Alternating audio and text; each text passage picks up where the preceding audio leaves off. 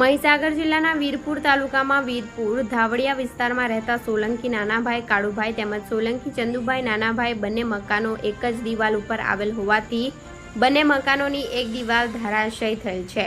જોકે કોઈ જાનમાલનું નુકસાન કે કોઈ વ્યક્તિને ઈજા પહોંચી ન હતી। ઘટનાને પગલે ગ્રામજનો એકત્ર થઈ ગયા હતા।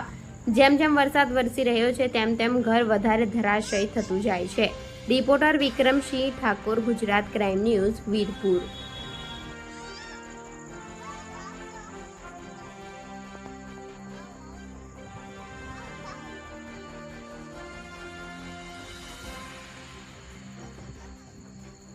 Quay nhá, lên anh nhá.